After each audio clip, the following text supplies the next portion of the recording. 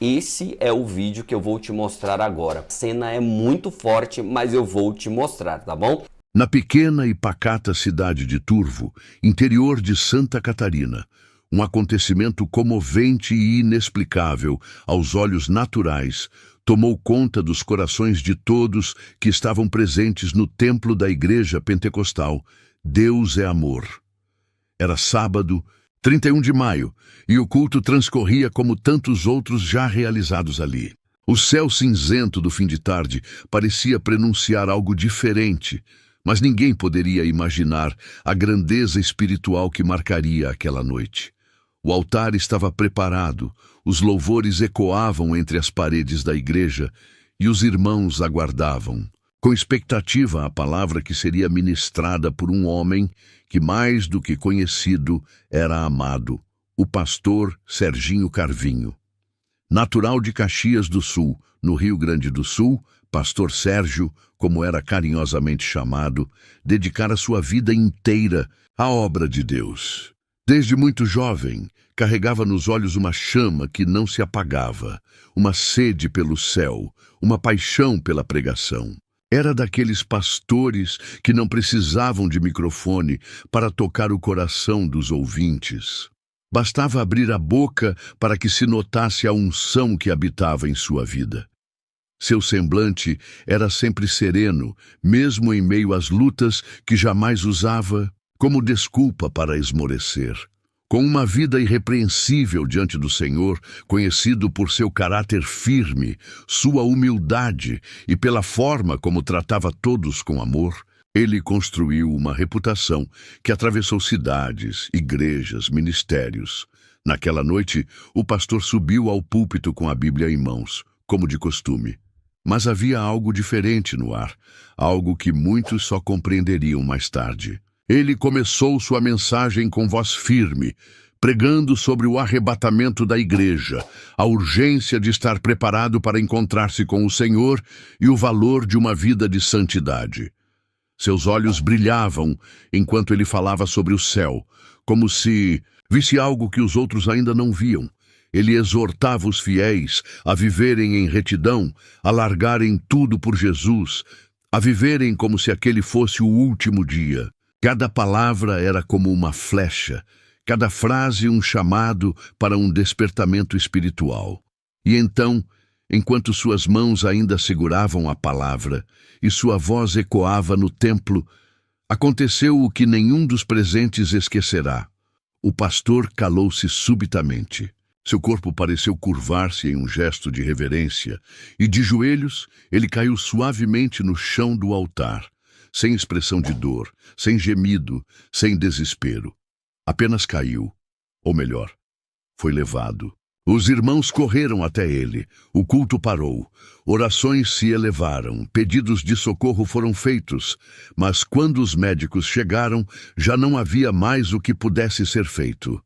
Para os olhos clínicos, ele havia morrido, mas para os olhos da fé, aquele homem havia sido arrebatado. A notícia se espalhou rapidamente. Pastores da região, amigos de longa data, membros de igrejas irmãs, todos foram tomados por uma mistura de incredulidade e reverência. Se ajoelhou na terra arenosa e sombrio, botou a mão na cabeça do meu pai e disse: Jesus, cura o teu trabalhador! Ele veio trazer a ceia para mim. Jesus controlou a pressão do meu pai e ele foi tocar no pé.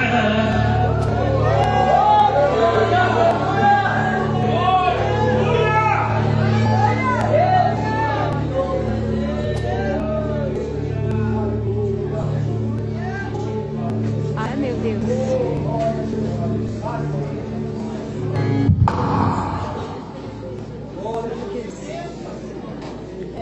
Diz ele é a luz do mundo. Capítulo 10, João diz ele é o bom pastor. Capítulo 11, ressuscita Lázaro. João diz ele é o príncipe da vida. Capítulo 12, João diz ele é rei. Capítulo 13, lava os pés dos discípulos. João diz ele é servo. Capítulo 14, ele é consolador. Capítulo 15, João diz ele é videira verdadeira. Capítulo 16, João diz ele é doador do Espírito Santo. 17, João diz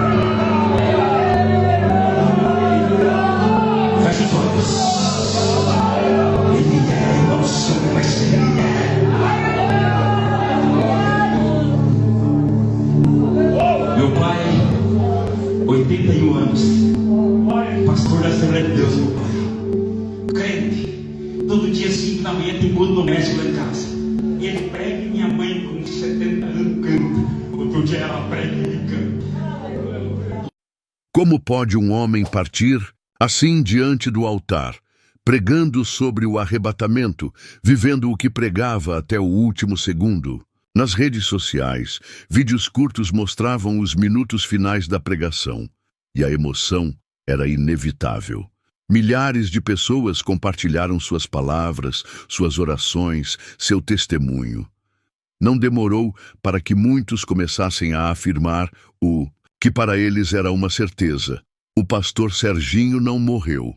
Ele foi levado, foi arrebatado como Enoque, que andava com Deus e já não se achava, porque Deus o tomara para si. Foi retirado do mundo como Elias, que subiu ao céu em um redemoinho enquanto ainda caminhava com o manto sobre os ombros. Foi chamado como um guerreiro fiel, que terminou sua carreira como viveu, diante da presença do Senhor. Não houve gritos de desespero, mas cânticos suaves. Não houve desordem, mas paz. O templo não se tornou um lugar de tragédia, mas um solo sagrado, onde Deus selou a jornada de um homem que viveu com os olhos no céu. A esposa do pastor, envolta em dor, mas revestida de força, declarou diante da igreja no dia seguinte que seu marido cumpriu seu chamado até o fim. Ele sempre disse que queria partir fazendo o que amava, pregando a palavra, e Deus o atendeu, não em sofrimento, não em fraqueza, mas em glória. Meu marido foi para o céu vestido com a armadura do Evangelho. Suas palavras, entre lágrimas, foram como bálsamo para a comunidade, que se uniu em oração e solidariedade.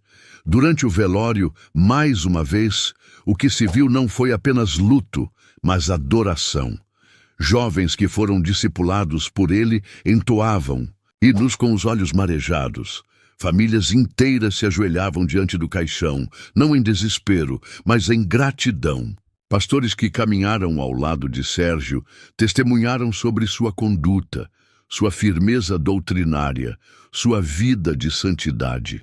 Uma mulher, aos prantos, relatou que estava afastada da fé havia mais de 5 anos e que voltou para Cristo naquela noite, minutos antes do pastor cair. Disse que foi a pregação mais poderosa que já ouvira e que para ela aquele momento foi um divisor de águas. Outros contaram sonhos, visões e sensações que não conseguem explicar, mas que coincidem em um mesmo ponto. Havia algo sobrenatural naquela noite. Algo que o céu decidiu revelar. A cidade de Turvo, acostumada à rotina simples, passou a viver dias de profunda reflexão. O nome do pastor era falado em mercados, praças, rádios e até por pessoas que nunca pisaram em uma igreja. Não era apenas a morte de um homem. Era a interrupção súbita, porém santa, de um ministério no auge. Era um chamado de Deus que parecia dizer: já basta, servo bom e fiel, vem para casa. Mesmo longe de sua terra natal, Caxias do Sul, a memória de pastor Sérgio continua viva nos corações de todos que foram tocados por sua vida. Sua família, amparada pela fé que ele cultivou com tanto zelo, tem encontrado consolo nas inúmeras mensagens de amor e gratidão que chegam todos os dias. O legado que ele deixa é mais do que palavras. É um exemplo, um rastro de luz que aponta para o céu, lembrando que há um lugar reservado para os que não se dobram ao mundo, para os que guardam a fé, para os que não negociam a verdade. O culto de encerramento das homenagens foi um marco.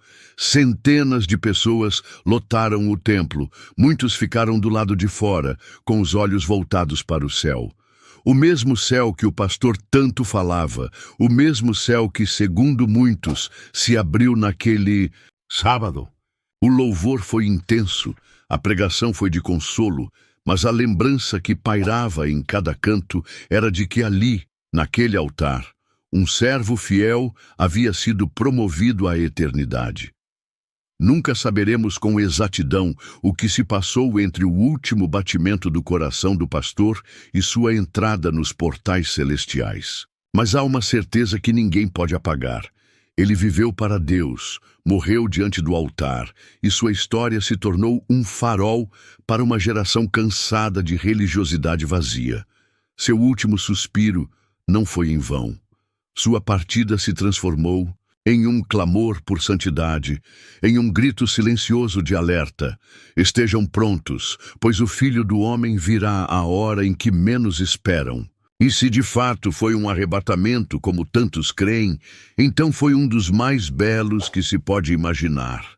Um homem simples, de coração puro, de palavras ungidas, subindo ao céu em meio a uma pregação sobre a eternidade. O tempo parou. O mundo parou.